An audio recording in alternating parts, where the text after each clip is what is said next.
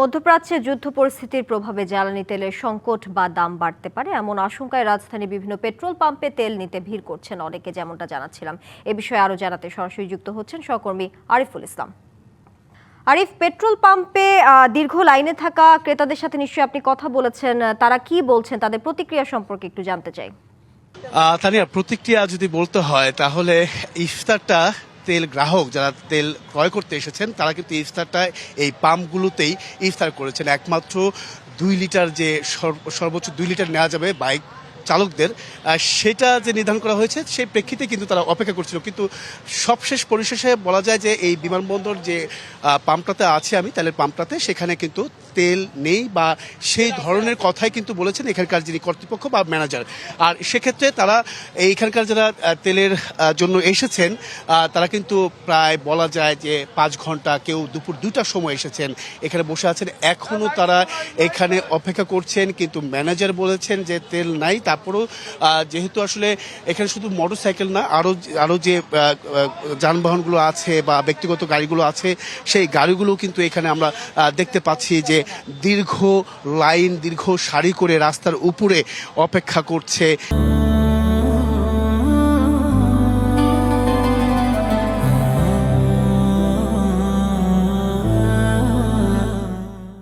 এই যানবাহনগুলো বা যানবাহনের মালিক বা যারা চালক আছেন তারা। আর সে সবশেষ যে বিষয়টা আমরা এখানে থেকে দেখতে পেরেছি যে কিছুটা বাকবিতণ্ডা জড়িয়ে পড়েছিলেন এই পাম্প ম্যানেজার কিংবা চালক যারা আছেন। বিশেষ করে তারা বলছেন যে একাধিক গাড়ি তেল দেওয়ার পরেও তারা কেন আসলে পেল না, এবং কি হঠাৎ করে বন্ধ করে দেওয়া হলো কেন, সেই অজুহাতটা আসলে সেই অভিযোগ আকারেই ম্যানেজারকে বলা হয়েছে। এবং কি সেটা শুনে কিন্তু বলা যায় কিছুক্ষণের মধ্যে আমরা দেখেছি যে ম্যানেজার এখানে আর নেই, তিনি কিন্তু এখন চলে গেছেন। তারপরেও তাদেরকে শেষ যে ভরসা, যেটা হচ্ছে যে অকটেন নেই, পেট্রোল নেই, সেক্ষেত্রে ডিজেলের সাজেশন বা পরামর্শ দিয়েছেন। এখানে অনেকে আছেন, আমি একটু বলতে চাই, আপনারা কতক্ষণ ধরে অপেক্ষা করছেন?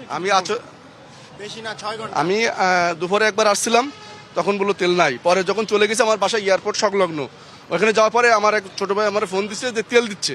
পরে আমি আসছি, এসে দেখে তেল বন্ধ হয়ে গেছে। এরা বললো তেল আর নাই। আচরের পরের থেকে এখানে অবস্থান করতেছি। এবার মনে করেন যে এখনো আছি সেই ধরে ইফতার এখানে রাস্তায় করা হয়েছে। ম্যানেজার যখন মিডিয়া এখানে আসছে, এসে কথা বলছে, বলার পরে ম্যানেজার প্রথম তো অস্বীকার করে আমি ম্যানেজার না। মিডিয়ার যে সাংবাদিক, উনি বলছে যে আপনি কি ম্যানেজার, বলছে আমি ম্যানেজার না। পরবর্তীতে উনার আমরা সবাই মিলে ধরলে উনি বলছে হ্যাঁ আমি ম্যানেজার। কিন্তু এই সমস্যা, বিভিন্ন সমস্যা দেখাচ্ছে। আসলে এখানে একটা এসআইআর ছিল, উনি বললো যে এখানে এখনো 2000 লিটার 1500 লিটার তেল এখানে আছে, মজুদ আছে। কিন্তু আমাদের বাইকরা এখানে দেখেন কতগুলো হাজার হাজার বাইক এখানে অবস্থান করছে, কাউকে কোনো তেল দিচ্ছে না। সরকার যে 200 টাকা নির্ধারণ করছে, আমাদের সে 200 টাকা দুঃখ তেল, একটা লোক এখানে রামপুরে যাবে, গাড়ি ঠেলতে নিয়ে আসছে, কিভাবে যাবে এখান থেকে? আসলে তানিয়া, যে বিষয়টা আমি একটু বলতে চাচ্ছিলাম যে এখানে মূলত ম্যানেজার বলছেন যে 1500 লিটার তেল এখন আপাতত আছে, কিন্তু সেখান থেকে তেল আসলে সেল করলে বা বিক্রি করলে সেখানে হাওয়া প্রবলেম বা যে অন্য ধরনের যে বিভিন্ন ধরনের যে সমস্যা, সেই সমস্যার অজুহাত কিন্তু দেখাচ্ছিলেন বা বলছিলেন এই অভিযোগ আকারে। তো বলা যায় আসলে এই যে অপেক্ষা, সেই অপেক্ষাটা আসলে কখন শেষ হবে সেটা আসলে দেখতে হবে যে আসলে তারা তেল নিয়ে ঘরে ফিরতে পারবেন কিনা। তো এই ছিল এখান থেকে তানিয়া সবশেষ। তানিয়া, আরিফ, আমরাও দেখতে পাচ্ছি আসলে এখনো দীর্ঘ সেই ক্রেতাদের লাইন রয়েছে। আপনাকে ধন্যবাদ আমাদের সঙ্গে যুক্ত থাকার জন্য।